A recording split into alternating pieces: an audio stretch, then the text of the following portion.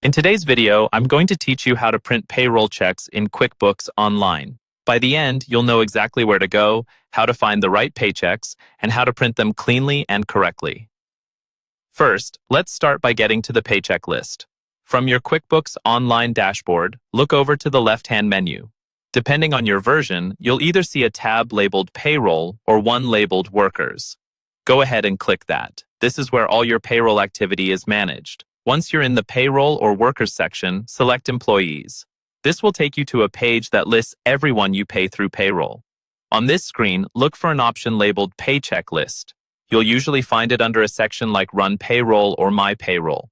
Click on Paycheck List, and this is where you'll see the actual checks that have been created and are ready to print or reprint.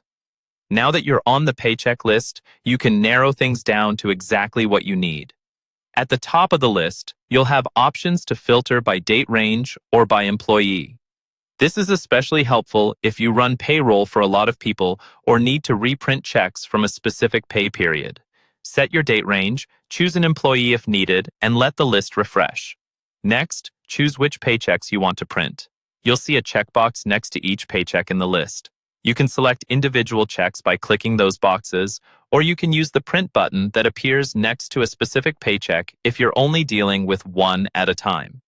If you're printing several checks at once, look for a batch action or similar option after you've selected multiple checkboxes. This lets you handle multiple prints in one go, which can save a lot of time when running payroll for an entire team. Once you've selected your paychecks, click the main print button.